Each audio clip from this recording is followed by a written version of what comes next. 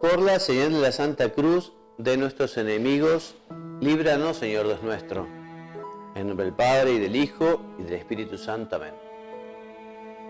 Señor mío, Dios mío, creo firmemente que estás aquí, que me ves, que me oyes. Te adoro con profunda reverencia, te pido perdón de mis pecados y gracia para hacer con fruto este rato de oración. Madre mía Inmaculada, San José mi Padre y Señor, Ángel de mi guarda, intercedan por mí. Queridos hermanos, comenzamos hoy un nuevo ciclo de nuestras meditaciones católicas y vamos a dedicarnos durante un tiempito a dar unas meditaciones de lo que podemos llamar un retiro espiritual o un curso de retiro espiritual o ejercicios espirituales. El objetivo fundamental de estas meditaciones es que la puedan aprovechar las personas que quizá no pueden trasladarse a una casa de retiros, a un convento, a un monasterio, en fin, y quieren hacer su retiro en su casa. O que efectivamente se puedan trasladar también a una casa de retiros, un monasterio, un convento, y no tengan un predicador, de modo que, como ya hace unos cuantos años, desde que me ordené, todos los años predico muchos retiros, quiero hacer este retiro para que esté en internet y lo puedan aprovechar aquellos que quieran dedicarse a la oración, al examen de conciencia. Que eso es un retiro, porque si tuviéramos que responder la pregunta ¿qué es un retiro espiritual? Podríamos decir que la idea de retirarse para hablar más íntimamente con Dios y hacer oración es inherente a la naturaleza humana. Y vemos en la Sagrada Escritura abundantes testimonios de retiros del hombre para ir a un encuentro personal, más directo con Dios. El mismo Jesús también se retira en oración como para preparar los momentos cumbres de su paso por la tierra.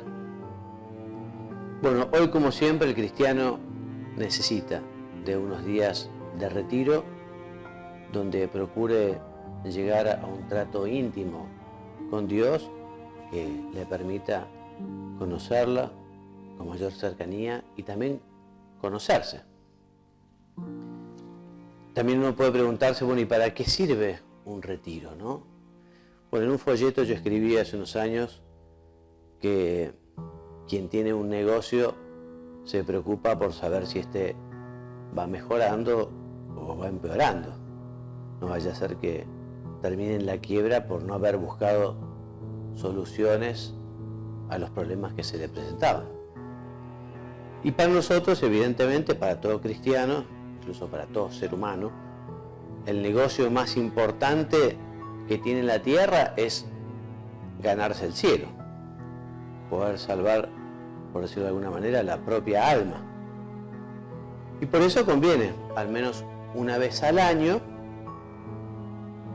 ver con detenimiento cómo uno va aprovechando esos talentos que el Señor nos ha dado y que estamos llamados a multiplicar y que no podemos enterrar. Y así en el retiro, con la luz del Espíritu Santo, podremos ver, bueno, qué cosas estamos haciendo con su ayuda más o menos bien, bueno, y qué cosas están saliendo mal, ¿no? Para así ponerles remedio, solucionarlas. Muchas veces estos retiros duran 2 o 3 días, el fin de semana, y no solo hay meditaciones predicadas por el sacerdote, sino que muchas veces se aprovecha también para rezar el rosario, rezar el Vía Crucis, en fin, y algunas otras devociones, ¿no? Claramente son días estos de una oración profunda, de diálogo con el Señor, de conversación, de charla.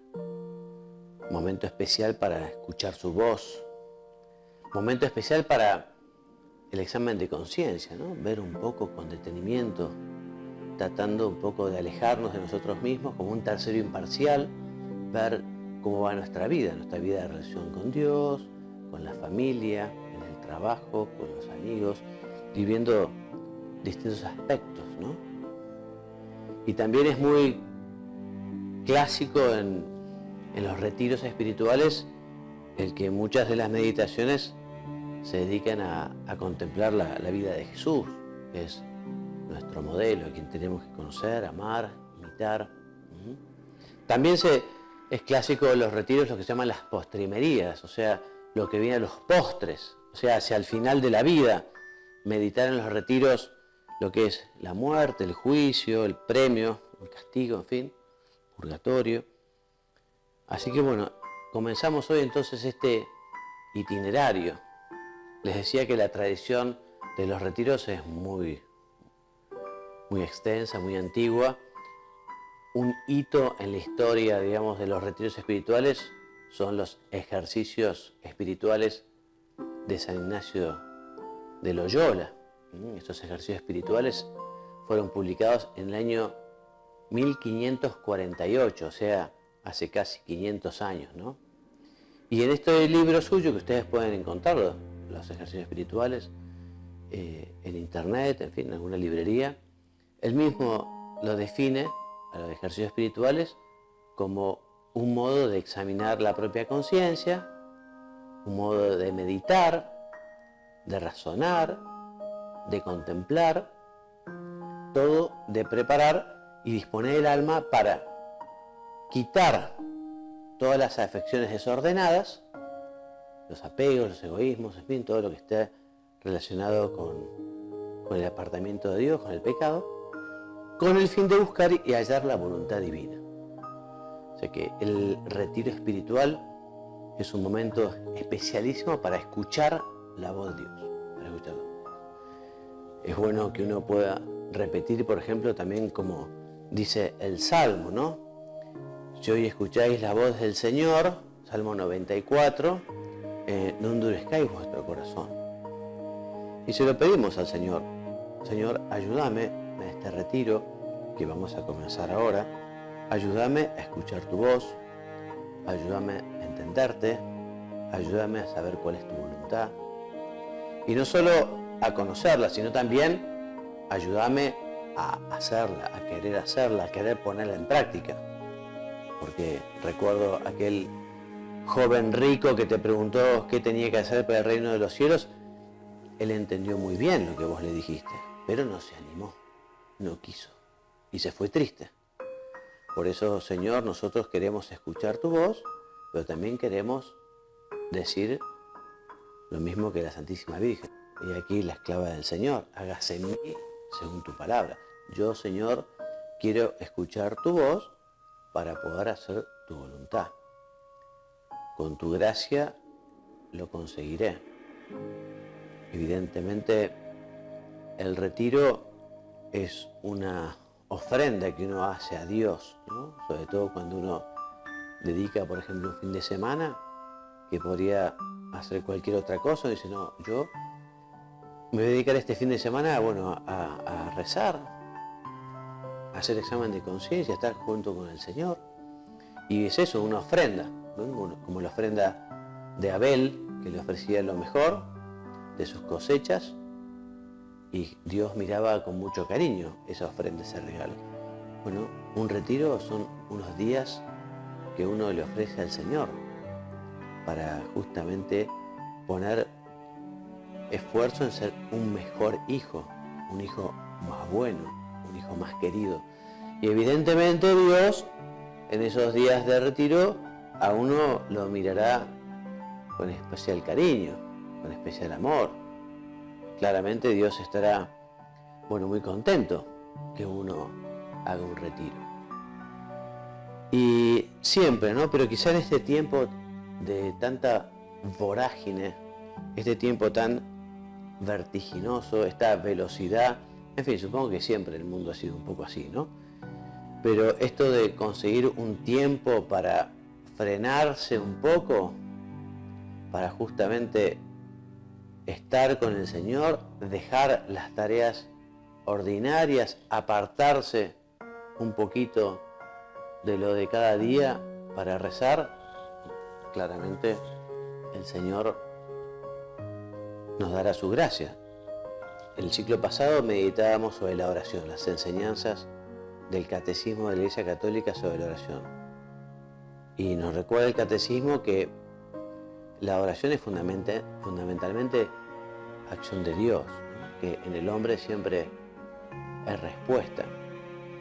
Y evidentemente en el retiro también es el Señor el que nos va a ayudar a conseguir que recemos, que hagamos examen de conciencia, que aprovechemos el tiempo para adorarlo.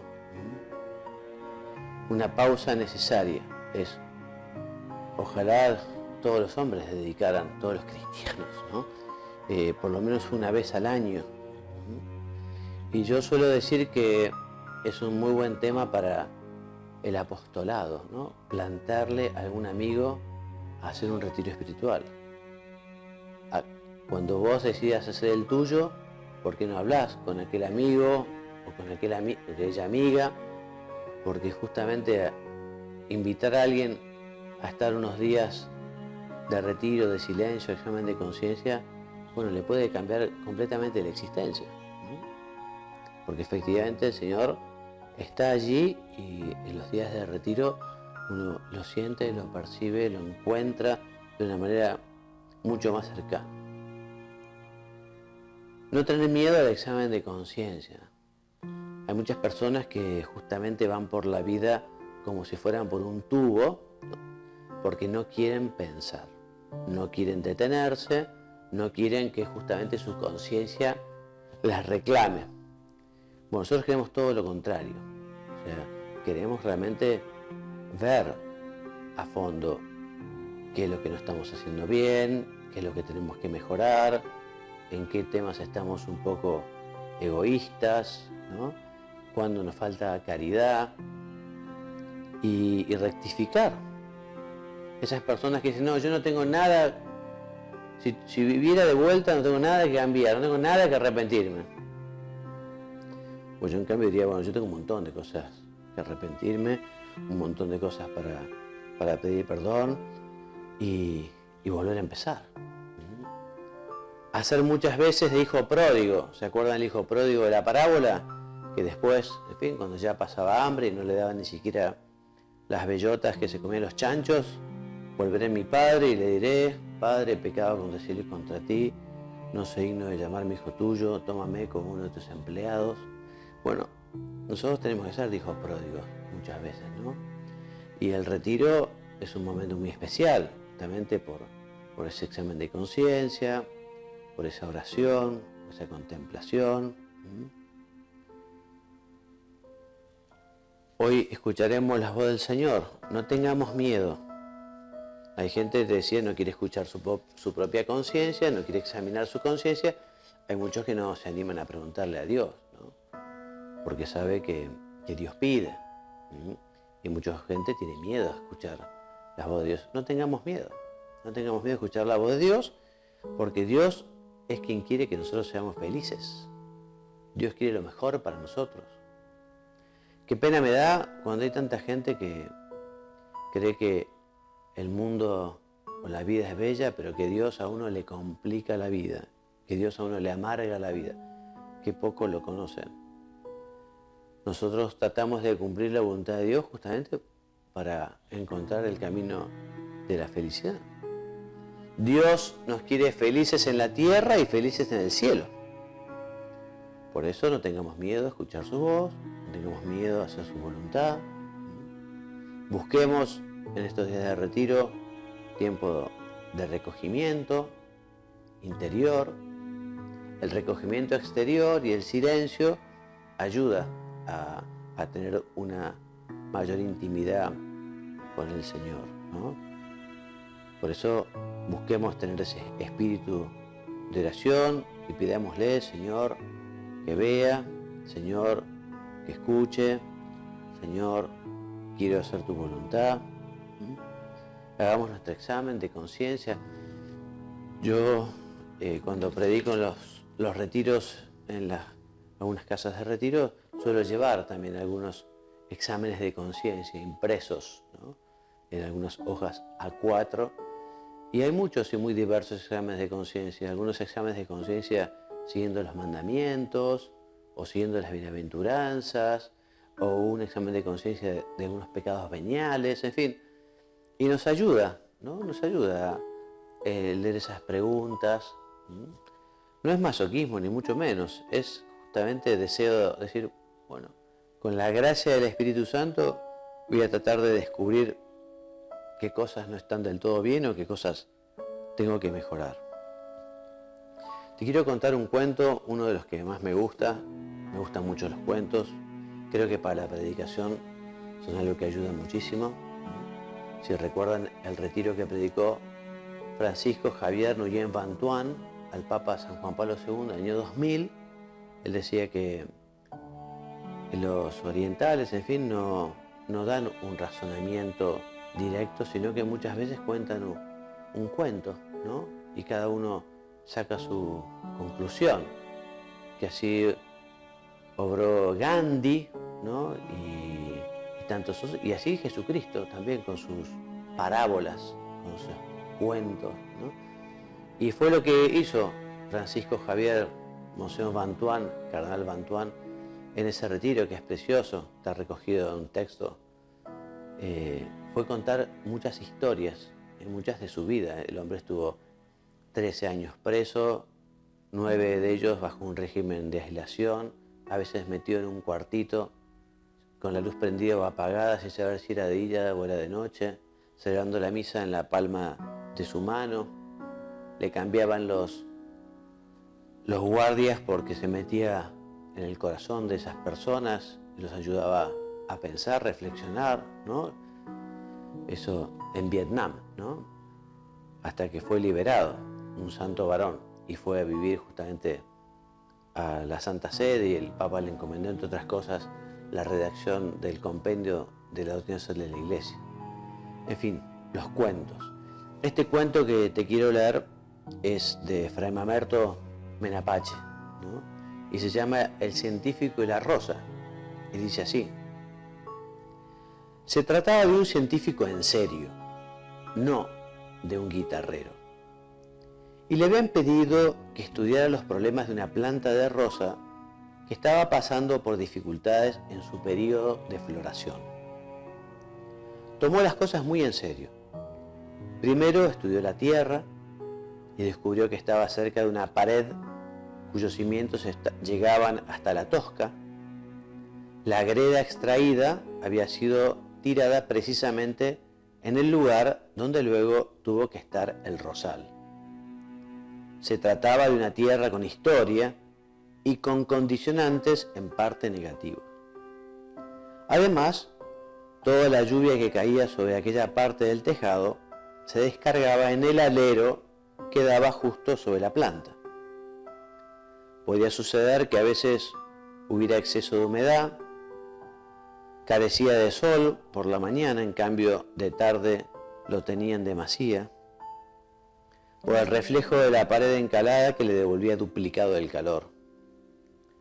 Había muchos porqués en la historia previa de su tierra y en la geografía que le tocaba compartir, pero también los había en su propio ser de rosal y en la historia de su crecimiento, porque la variedad no era la más adaptada a este clima. Fue plantada fuera de época y de pequeña había sufrido un serio accidente que por poco termina con su existencia. ¿Cuántos traumas y condicionantes? Realmente, al leer el informe era como para desesperarse. ¿Qué se podía hacer?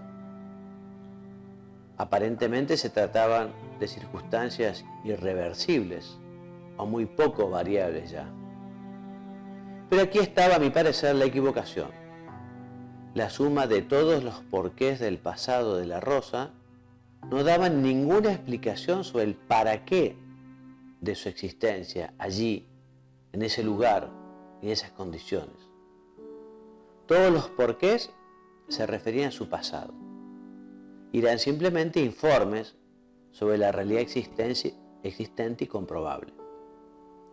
Y lo que en realidad interesaba era el presente de la planta y su futuro.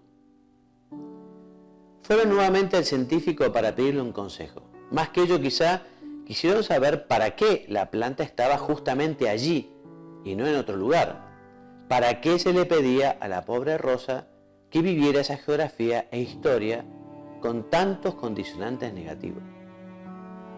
Y el hombre, que era un científico en serio, no un guitarrero, les respondió: eso no me lo pregunten a mí, pregúntenselo al jardinero. Y el hombre, que era un científico, y era cierto lo que él decía, la respuesta estaba integrada en un plan mucho más amplio que el de la simple historia comprobable de la planta. El jardinero tenía un proyecto en totalidad que abarcaba todo el jardín. En su sabiduría conocía muy bien todo lo que con su ciencia descubriría el científico.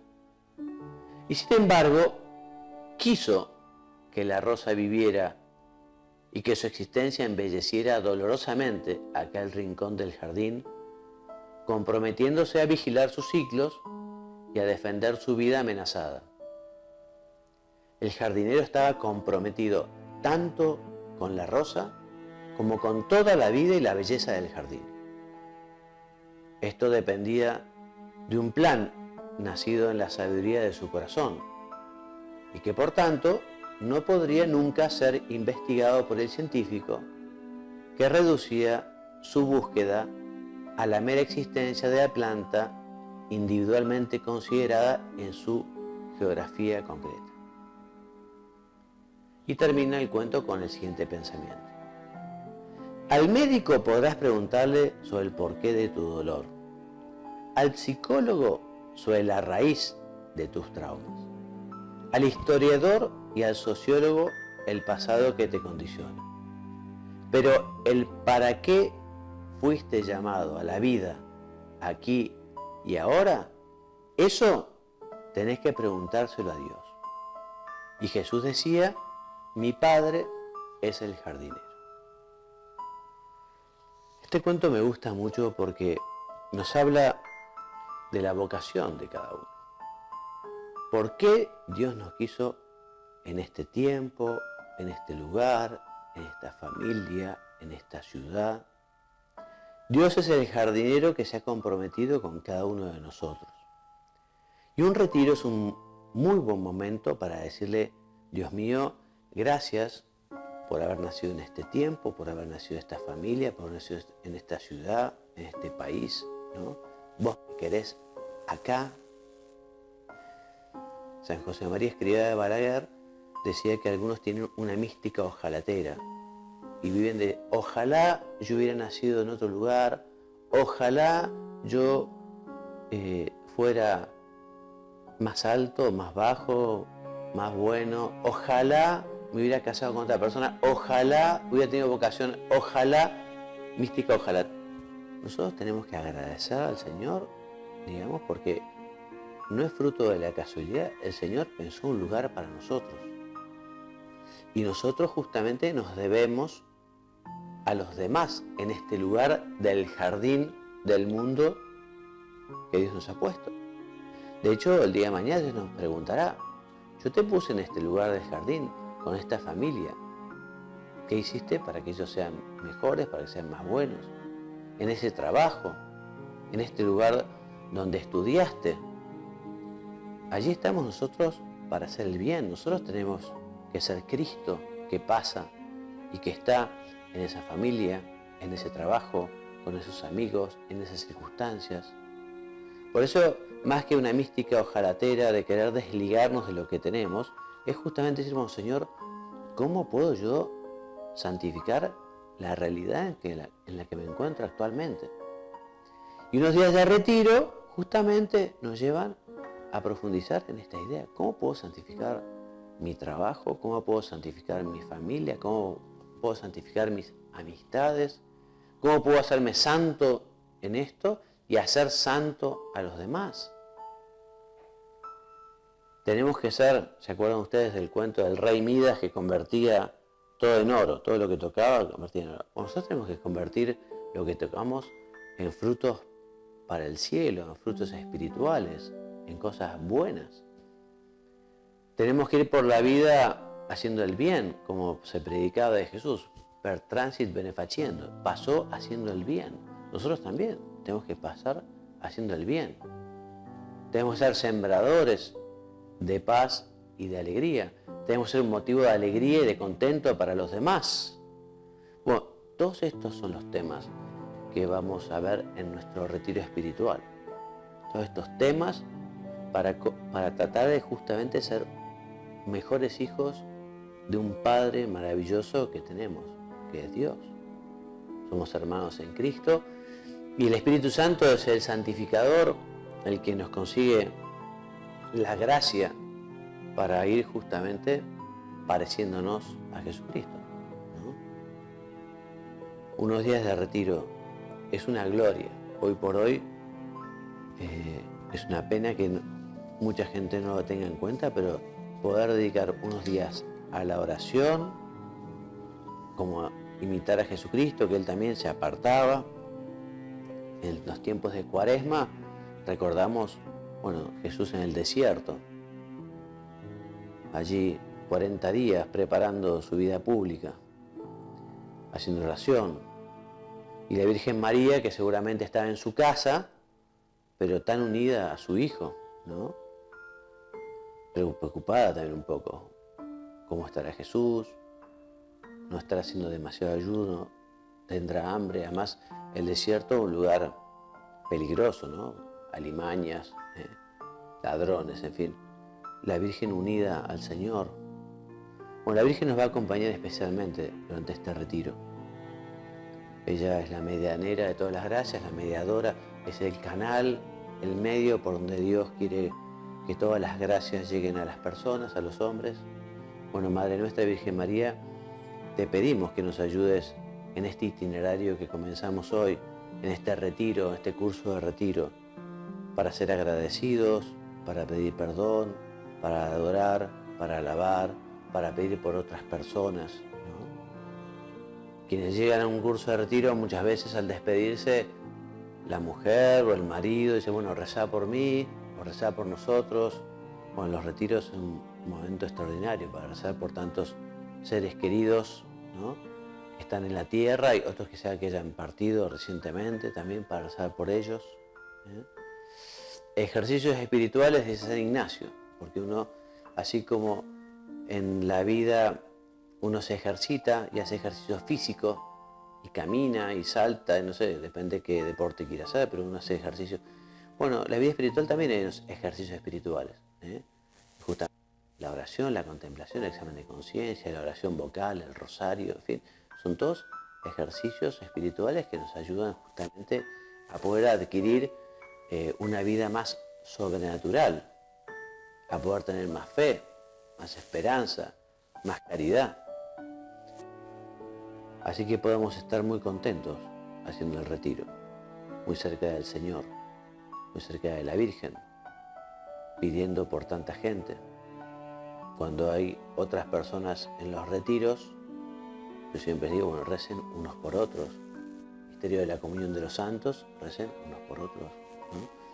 Quizá también le podría decir a los que escuchan ahora este audio, este video, que recen por todos aquellos que hacen un retiro espiritual, para que realmente sea un momento de encuentro personal con Dios, un momento de descubrir su voluntad, un momento de tomar, hacer nuevos propósitos, de poner nuevos objetivos, de replantearse su vida espiritual, porque el cristiano está siempre volviendo a empezar en lo que se llama conversión. A veces habla de una primera conversión, pero las conversiones son las que volvemos cada vez que nos arrepentimos, cada vez que pedimos perdón, cada vez que tropezamos. Santos en la tierra no hay, personas inmaculadas no existen, todos somos pecadores, todos tropezamos, pero bueno, el hombre santo es el que se levanta, pide perdón, vuelve a empezar, ¿no? Y bueno, un retiro espiritual justamente es esa pausa para decir, bueno, vamos a juntar fuerzas, como quien carga las pilas, vamos a cargar las pilas este tiempo de retiro espiritual para después seguir en la lucha por ser buenos hijos de Dios. Así que en fin, ya continuaremos entonces en nuestra próxima meditación. Posiblemente este retiro vaya a tener 14 o 16 meditaciones de media hora. Así que Madre Nuestra, te pedimos que podamos rezar con estas meditaciones. Te pedimos también que estas meditaciones tengan mucho fruto en las personas que las escuchan. Y terminamos con la misma oración con la que hemos empezado. Te doy gracias, Dios mío, por los buenos propósitos, afectos que me has comunicado en esta meditación. Te pido ayuda para ponerlos por obra. Madre mía Inmaculada, San José, mi Padre y Señor, Ángel de mi guarda, intercedan por mí. En el nombre del Padre, y del Hijo, y del Espíritu Santo.